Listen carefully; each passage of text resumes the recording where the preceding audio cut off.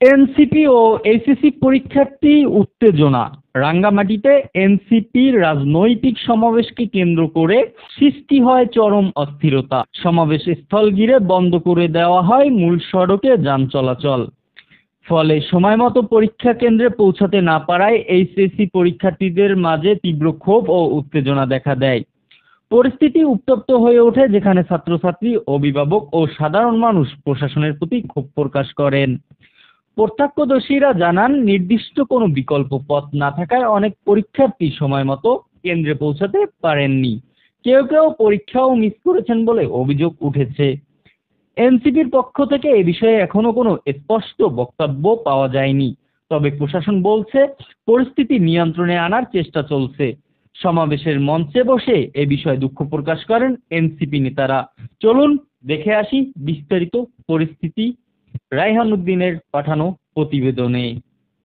HSC পরীক্ষার্থী, এদেরকে জনদুর্ভোগ সৃষ্টি করা হয়েছে। এরা অনেক দূর থেকে হেঁটে আসছে, যার কারণে গাড়িটা ওখানে আটকে দিয়েছে আমাদেরকে। এখন এখানে দাঁড়িয়ে রাখছে। আমরা 3 ঘন্টা পরীক্ষা দিয়ে এখানে এসে দাঁড়িয়ে আছি। এরা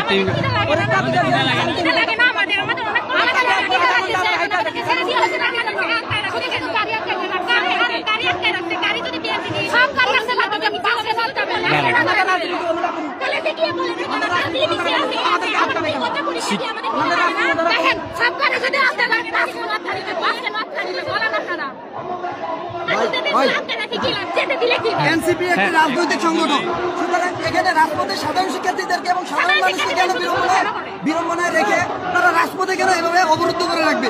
আমাদের প্রশ্ন এখানে যে এটা একটা শান্তিপূর্ণ বাংলাদেশ, এখানে সুন্দর সুশৃঙ্খলভাবে রাজনৈতিক প্রোগ্রাম হবে। আমরা সমগ্র রাজনৈতিক দলকে তাদের অধিকার, যেহেতু রাষ্ট্রীয় অধিকার, তারা যেভাবেই করতে পারবে। কিন্তু রাজপথে দাঁড়িয়ে রাঙামাটির আজকের গণরূপায় তারা যে কর্মসূচি করছে,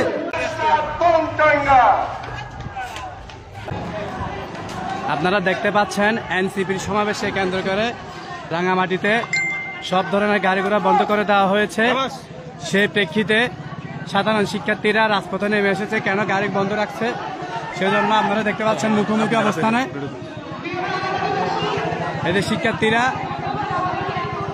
প্রশাসন, এদিকে সমাবেশ চলছে, টান উত্তেজনা চলছে।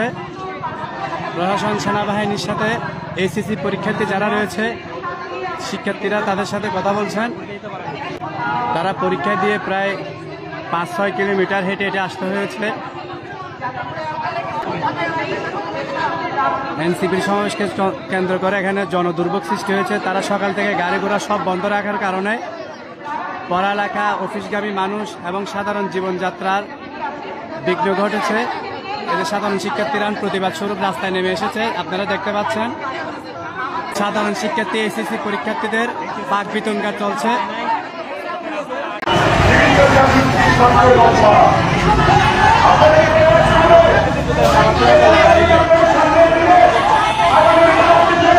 এনসিপির সমাবেশকে কেন্দ্র করে পরীক্ষায় এইচএসসি পরীক্ষায় অংশগ্রহণকৃত শিক্ষার্থীদেরকে তাদের হল থেকে যেতে দেওয়া হয়নি, তাই তারা প্রতিবাদ স্বরূপ এনসিপি সমাবেশের উদ্দেশ্যে রওনা হয়েছে।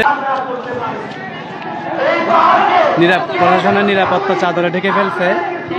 আপনারা দেখতে পাচ্ছেন প্রশাসনের নিরাপত্তা চাদরে পুরো সম্পূর্ণ ঢেকে দেওয়া হয়েছে। শিক্ষার্থীরা এখন তাদের দাবি দেওয়া নিয়ে যাচ্ছে।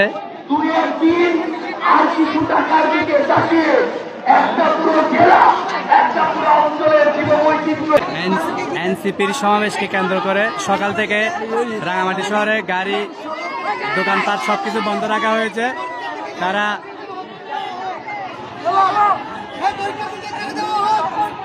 পরীক্ষার্থীদেরকে আটকে রাখা হয়েছে। এই সাইডে সমাবেশ চলছে। ডারবি নাসিরের এক সার্গিদ আসছে এখানে, আপনারা দেখতে পাচ্ছেন।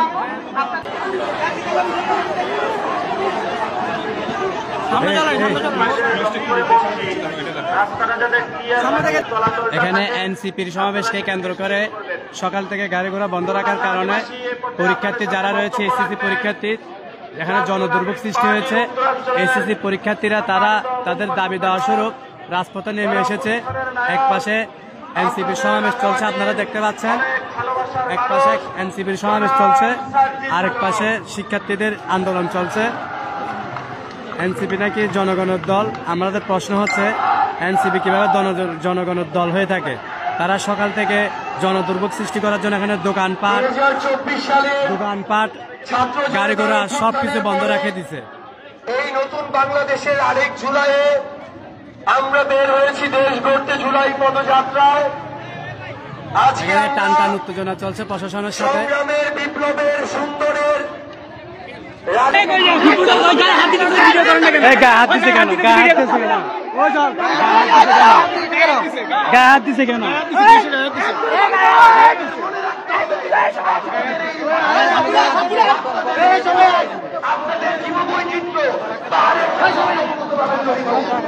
দর্শকবৃন্দ আপনারা দেখছেন এখন বক্তব্য রাখছেন সার্জিস আলম, সে উস্কানিমূলক বক্তব্য রাখছে।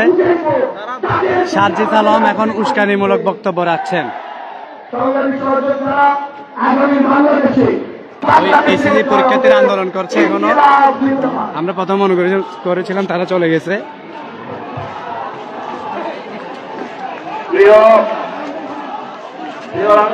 রাঙ্গামাটিবাসী, আমাদের উপরে অনেক নির্যাতন চালানো হয়েছে। আমরা দুঃখ প্রকাশ করছি। আমরা সবাই একসাথে 5 থেকে